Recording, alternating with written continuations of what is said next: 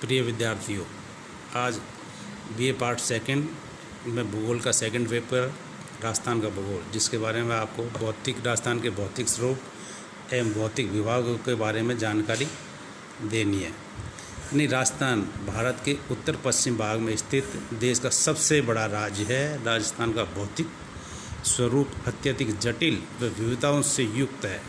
जहाँ एक ओर विशाल मरुस्थलीय भाग है, वहीं दूसरी ओर मैदानी पठारी भाग स्थित है। राजस्थान का भौतिक स्वरूप भूगर्भिक इतिहास में होने वाली आंतरिक व जलवायु से नियंत्रित व बाह्य शक्तियों द्वारा उत्पन्न क्रियाओं के आधार पर राजस्थान को 4 प्रमुख भौतिक विभागों में बांटा गया है। पहला है पश्चिमी मरुस्थलीय प्रदेश, जिसमें ए रेतीला शुष्क मैदान। इसके 2 पार्ट हैं। फर्स्ट है बालू का स्तूप युक्त मरुस्थलीय प्रदेश और दूसरा है बालू का स्तूप मुक्त प्रदेश। बी में राजस्थान का बागड़ या अर्ध शुष्क मैदान। इसको 4 भागों में विभाजित किया गया है। पहला है गोडवार प्रदेश या लूनी बेसिन। दूसरा है आंतरिक जल प्रवाह प्रदेश या शेखावाटी प्रदेश। तीसरा नागौर उच्च भूमि। चौथा घग्गर का मैदान। इस तरह दूसरा है अरावली श्रेणी एवं पहाड़ी प्रदेश। इसको 4 भागों में विभाजित किया गया। ए है उत्तर पूर्वी अरावली प्रदेश, जिसके अंतर्गत अलवर एवं उसका संपूर्ण क्षेत्र इसके अंतर्गत आता है। दूसरा है मध्यवर्ती अरावली प्रदेश, जयपुर एवं उसके आसपास का क्षेत्र इसके अंतर्गत सम्मिलित किया गया है। तीसरा है मेवाड़ चट्टानी क्षेत्र और भोराट का पठार। इसके अंतर्गत उदयपुर व उसके आसपास के पहाड़ी एवं पठारी क्षेत्र को सम्मिलित किया गया है।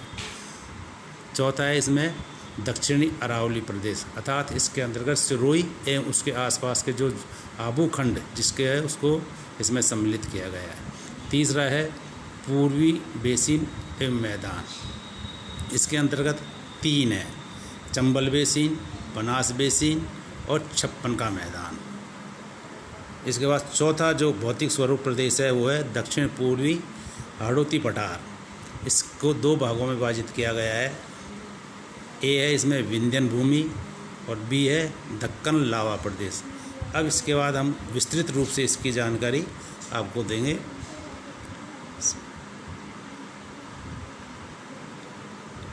सबसे पहले है राजस्थान का पश्चिमी मरुस्थलीय प्रदेश।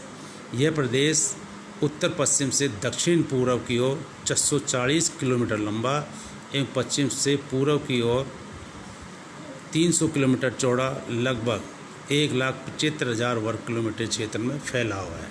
यह पश्चिमी रेतीला शुष्क मैदान राजस्थान के 61% भूभाग को घेरे हुए है। इसका जो ए पार्ट है इसमें है पश्चिमी रेतीला शुष्क मैदान। इसको 2 भागों में विभाजित किया गया। पहला है बालू का स्तूपों से युक्त मरुस्थलीय प्रदेश। ये भूभाग पाकिस्तान की सीमा के सहारे कच्छ की पहाड़ी से पंजाब तक विस्तृत है। इसको महान भारतीय मरुस्थल के नाम से भी जाना जाता है। इस क्षेत्र में मरुस्थलीय भूमि सर्वत्र बालू का स्तूपों से आच्छादित है, जैसे कि रेखिक बालू का स्तूप है,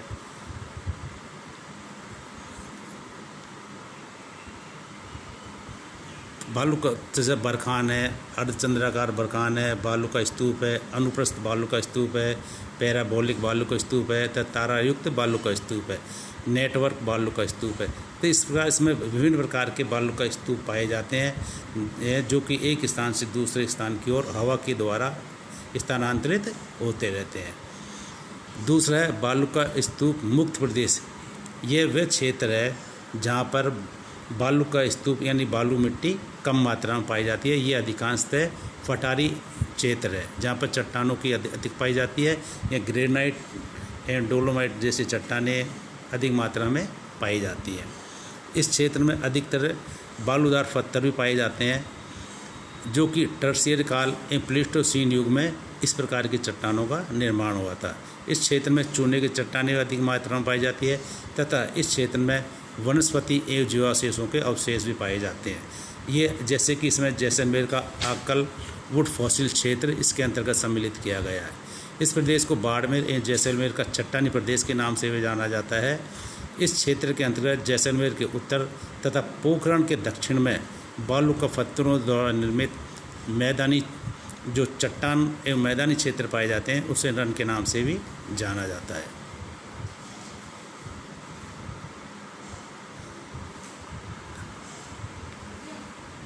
इसके बाद में राजस्थान का बागड़ अथवा अर्ध शुष्क मैदानी क्षेत्र।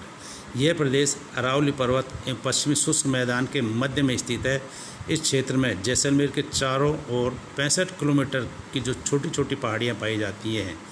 इसमें यहाँ पे शीस्ट है, कांग्लोमेरेट है, नीस ग्रीट नामक तथा ग्रेनाइट नामक चट्टानें पाई जाती हैं। अरावली पर्वत श्रृंखला के पश्चिमी भाग में लूनी नदी जल प्रवाह क्षेत्र में यह मैदान अवस्थित है, जहाँ 25 सेंटीमीटर की वर्षा रेखा रेतीले मरुस्थलीय भूमि व अर्ध शुष्क मैदान को विभाजित करती है। इसके उत्तर में घग्गर नदी तथा इसकी उत्तरी सीमा को बनाती है। यह प्रदेश 75,000 वर्ग किलोमीटर क्षेत्र में फैला हुआ है। इसके उत्तर पूर्व में सीकर शेखावाटी क्षेत्र व दक्षिण पूर्वी भाग में लूनी नदी क्षेत्र है, जिसमें जोधपुर बाड़मेर के अधिकांश भाग को सम्मिलित किया गया है।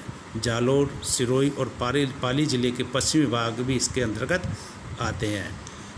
यहाँ बालू का स्तूपों की लंबाई 700 मीटर एवं चौड़ाई 150 मीटर के लगभग पाई जाती है। यहाँ भी बालू काफ़ी संघन है एवं चूना मुक्त होती है। इस प्रदेश को 4 भागों में विभाजित किया गया है। पहला है गोडवार प्रदेश या लूनी बेसिन। इस संपूर्ण शुष्क प्रदेश को लूनी अथवा उसकी सहायक नदियाँ अपने अपवाह क्षेत्र बनाती हैं। लूनी नदी बेसिन की पूर्वी सीमा काल भरा डूंगर है। इसकी पूर्वी सीमा पर अजमेर, भीम, देवगढ़ व देसूरी व कुंभलगढ़ आदि स्थान है। इसका अपवाह क्षेत्र 34,866.4 वर्ग किलोमीटर क्षेत्र में फैला हुआ है। लूनी व उसकी सहायक नदियाँ जोधपुर जिले के दक्षिण पूर्वी भाग पाली, जालोर व सिरोही आदि जिलों में बहती हैं। कच्छ के रेगिस्तान से हवाओं द्वारा यहाँ बालू बिना किसी अवरोध के लाई जाती है। लूनी मौसमी नदी है और इसकी सहायक नदियाँ जैसे जोजरी, सुपड़ी, बाड़ी, गुहिया, जवाई, खारी आदि नदियाँ। इन नदियों ने इस क्षेत्र की पर्दा चट्टानों को काटा है और जलोढ़ मैदान और पहाड़ी ढालों की विस्तृत बालू का जमाव किया है। यहाँ पर जालोर एवं सिवाना की पहाड़ियों में ग्रेनाइट व रायोलाइट नामक चट्टानें पाई जाती हैं। प्राचीन काव्य मैदान जो कि संपूर्ण बेसिन का 47.51% भाग को घेरता है। बालू का स्तूप पुष्कर, बूढ़ा पुष्कर, सांबर, लाड़पुरा, रघुनाथपुरा तथा लूनी व बाड़ी नदियों के अपवाह क्षेत्रों में अधिक पाए जाते हैं। शेखावाटी प्रदेश राजस्थान की उत्तरी पूर्वी सीमा तक लूनी नदी के बेसिन के उत्तर में शेखावाटी प्रदेश, इसके अंतर्गत चूरू, झुंझुनू, सीकर व उत्तरी नागौर का भाग सम्मिलित है। इस प्रदेश की पूर्वी सीमा अरावली श्रेणी द्वारा अंकित है।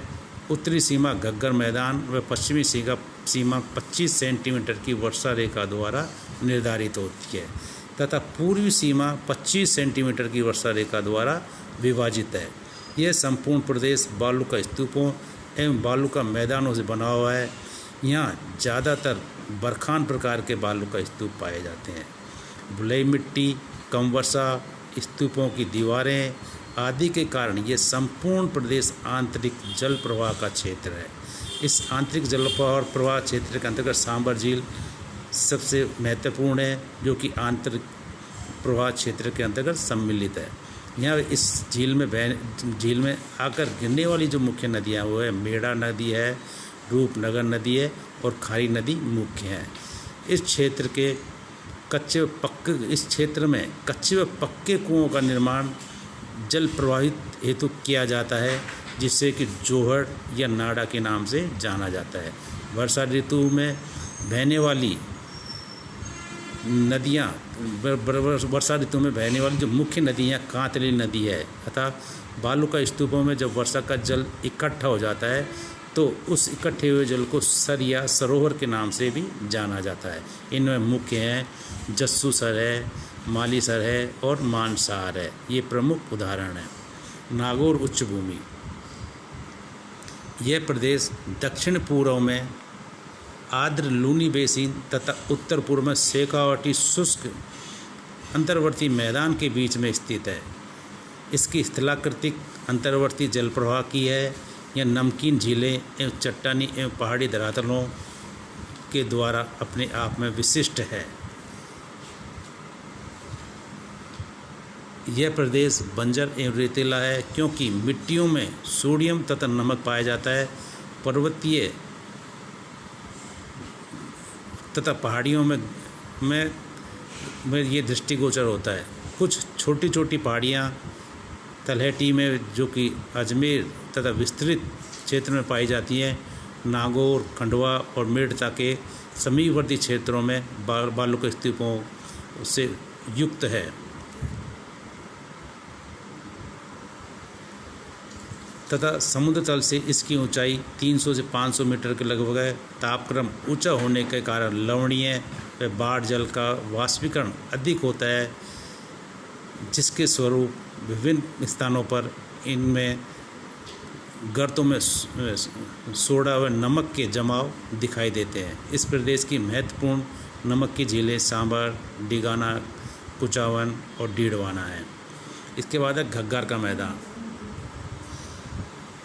यह प्रदेश गंगानगर व हनुमानगढ़ जिले के अंतर्गत स्थित है। इसका 1/4 भाग तक ये विस्तृत है। घग्गर सरस्वती, चौतांग, सतलज नदियों द्वारा हिमालय पदस्थलित के शिवालिका से लेकर जमा की हुई जलोढ़ सामग्री द्वारा यह मैदान निर्मित हुआ है। कालांतर में जलवायु परिवर्तन के कारण यह शुष्क हो गया है तथा कच्छ की खाड़ी की ओर से आने वाली रेत ने इस पर अपना फैलाव प्रारंभ किया है, जिसके कारण अधिकांश जो यहाँ की नदियाँ हैं वो विलुप्त हो गई हैं। जलोढ़ सामग्री अनेक स्थानों पर वायु द्वारा एक स्थान से दूसरे स्थान की ओर ले जाई जाती है। इसलिए अब यह प्रदेश शुष्क रेतीला मैदान में परिवर्तित हो गया है। इसमें बालू का स्तूप और छोटी छोटी बालू की पहाड़ियाँ छितरी हुई अवस्था में मिलती हैं। घग्गर नदी राजस्थान में नाली के नाम से भी जानी जाती है। साफ साफ चिकनी काली सख्त पेटे में यह मिट्टी पाई जाती है। आज की घग्गर नदी